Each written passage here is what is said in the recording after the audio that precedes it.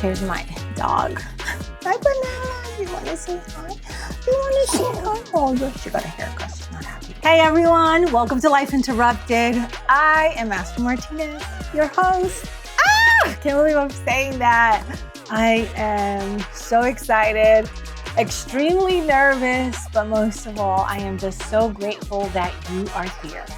So why now? Why launch this? Well, because life is hard, but you don't have to do it alone. This podcast is here for you every single week, and we are going to talk about those unexpected turns that really shake us, but they also shape us. And ultimately, if we let them, they can lead us exactly to where we're meant to be.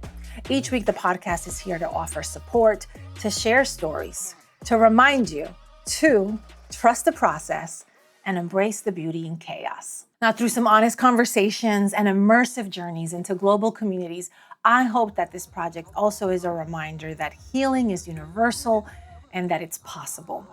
These conversations will hopefully be a part guide, a part therapy session, a part pep talk from your wise, slightly funny friend. You know, the one who always has that one piece of advice that you didn't ask for, but they know that you needed it. Hopefully I can be that for you, and hopefully you can be that for me as well. Each episode, I hope, will leave you with something real, something honest, a tool, a lesson, or maybe even a message that is speaking directly to you, the own journey that you're going through. Now, for those of you who don't know me, I've been a journalist for the past 13 years. I have interviewed A-list celebrities and superstar athletes to everyday heroes and everywhere. I've been everywhere from red carpets to the frontline tragedies, and I've had the privilege to have a front row seat to people's lives and the unimaginable odds that they've overcome. And the biggest takeaway that I've gotten from all these conversations is that it's not the success or the victories that really shape people or make someone extraordinary. It's the interruptions. And trust me, they come when you least expect it. So whether you're smack dab in the middle of your own life interruption, or you're on the other side of your life quake and you're just standing there saying, what the hell just happened? And a little bit of laughter too, because we all need some levity to get through this shit. Before we dive into our story, I want to introduce you to today's theme, core idea. What if the breakdown is not the end?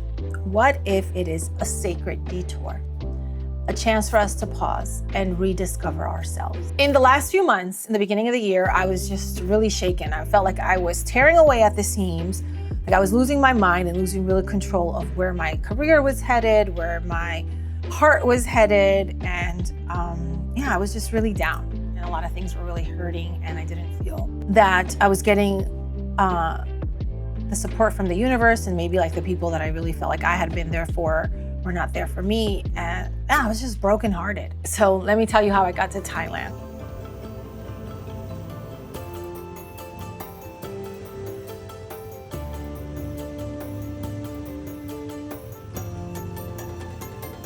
I have a friend who goes there every year on her birthday. This was like a Monday. I just woke up like really out of breath one day. I felt like I was having a panic attack. I was talking to a friend of mine and I was like, I need to get away. Sunday night, I was on a flight to Thailand. And I got there with my luggage and carrying the weight of my own interruptions. But when I got there, the country and its people embraced me like a warm exhale. And this was different than any other trip, because typically when I plan a vacation, I have an itinerary ready. This time I let the country embrace me. I let the country surprise me. I let the universe just take care of everything. And the only thing that I took care of was my attitude. I told myself, I am so grateful to be here. I am so lucky that I get this opportunity to shut off the noise back home, which I was drowning in. And I just like, Astrid, you deserve this. And most of the times I would feel guilty, like, no, you don't deserve this. You have to work harder. You have to make more money. But I just felt like, all right, universe, you got this. This happened in a matter of like 48 hours. This wasn't meant to be. This would not be taking place. My dog is snoring next to me. That tells you what kind of storyteller I am. But again, as soon as I got to Thailand, every smile felt sincere. Every stranger was like a guide to the next day and the next day. And I just felt so taken care of by the universe. Because back home, everything I felt was like falling apart. And I knew, obviously just with years and experience, that, identity and labels and all those things don't matter. But when you feel like you're drowning, it's very easy for like the dirt, the mud, the noise to dirty that water and like be a weight and like push you down even further while you're drowning.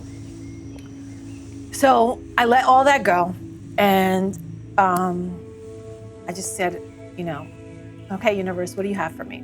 First day that I got there, I was eating breakfast alone, and I saw this woman at a table, and I went up to her and I said, are you here alone? And she was like, yeah.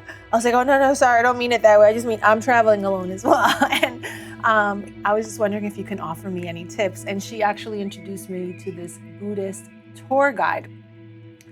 And that woman became the anchor for my Bangkok leg of the trip. She was a sweet little woman, short, so full of energy and positivity and just wisdom. So her stature didn't match her energy. It was just like, she was the cutest little thing.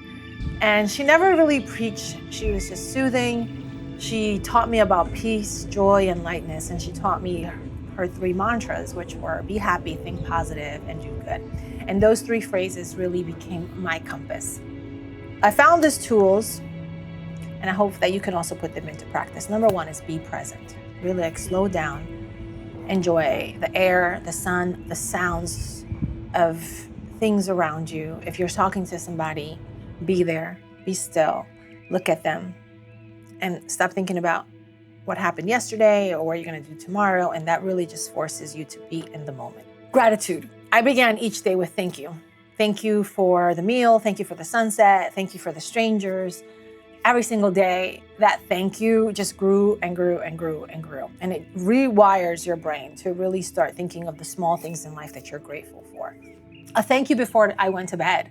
It was like a really nice way to put a bow on the day. And when I went to sleep with that gratitude at night, I felt like it just transferred into the daytime, and I began my day with gratitude as well. I didn't go sleeping and thinking about worries or, any chaos. So that helped rewire my brain from night till morning time. And one of the big things, like I said, was releasing control. Typically when I go away on trips or a lot of the things that I want to do in life, I try to write them down. I try to take care of every single detail, and I stopped doing that when I got there. I stopped planning every single moment of my life, and I just let the universe start offering me better opportunities, and I left space in my day to be surprised. Thailand was also super magical because of the communities I visited. I went from city markets to quiet villages, and they all reminded me that simplicity is extremely powerful. Many people had little, but they gave me so much. We shared meals, we shared prayers, and we shared stories. And in those interactions, I saw a mirror of who I had been before I got caught up in the grind, or got caught up in people's negative energy, and I was letting it affect me and my perception of myself or the value of myself. And it really brought me to who I wanted to become. Return to, I don't think we return to our old selves, but who we're going to become with this new wisdom. I had been waiting for something outside of me to validate my worth. But once I started thinking, I deserve this, things started happening to me. So I didn't think like what could go wrong on the trip. That didn't even cross my mind. Even what was going back on at home didn't even cross my mind once I got on that plane. I was just like beaming from ear to ear, grateful that I was on the plane, grateful that I was in that country. I felt like it was a miracle. And when I started just really embracing that attitude, every person that I met reflected back to me something beautiful about me that I felt back home was telling me the opposite. And I was able to replace all those negative thoughts with all these new beautiful messages from the universe, from strangers. So I want you to know, if you believe you're enough, the world will start treating you like you're enough. And the truth is that you are. So I know that it's not realistic for everyone to be able to hop on a plane tomorrow and say, hey, I want to disconnect from the world. But here are 3 tools, or some tools that you can take with you today and start them from where you are right now. So number 1, embrace the detour, trust the process, find community. Number 2, create space in your day or in your week to be still, whether that is a quiet cup of coffee, whether that is a slow walk, or just 5 minutes of silence. And I like to do that at the beginning of my morning. And number 3, reframe your inner dialogue. Remember that your inner voice is so powerful. So when you face setbacks, you might be telling yourself a narrative. I'm no good. I messed up. I'm not as far along in life as I think I should be. But ask yourself, wait, when did I start telling myself this narrative? Why am I telling myself this narrative? A lot of the times when we have the script that we tell ourselves, it's because it's like a societal construct. Don't hold on to these stories that no longer fit. We're all in different timelines in our life. Sometimes, we have to pause in our careers. We have to let go of a person we love so we can restart and let just better things in our lives. Stop telling yourself negative things about where you are, what you're going through. So reframe your negative thoughts and just rewrite your story. Right now, just as you are, whatever you're going through, you are enough. And no outside or external loss gets to define your worth or gets to define your internal power. Just remember that. The breakdown is really the breakthrough. It is in these moments that your lesson is being taught to you, is where your character is being defined. It is where the purpose in pain is forging. So as I reflect on my path and share with you in the next few weeks a little bit more about my story and the lessons I've learned on the road to rebirth, as we're calling this series, I want to leave you with this today. Where in your life is chaos actually creating space for you and for something that is better? What if the breakdown is the breakthrough? What if life isn't happening to you, but it's happening for you? That's the beauty in life interruptions. They're not the end. They're the invitation to rebuild, to realign, and sometimes to book the goddamn flight. Thank you so much for listening to Life Interrupted. If this episode spoke to you, share it with someone else who needs to hear it. I'll be sharing more from Thailand. Stay tuned.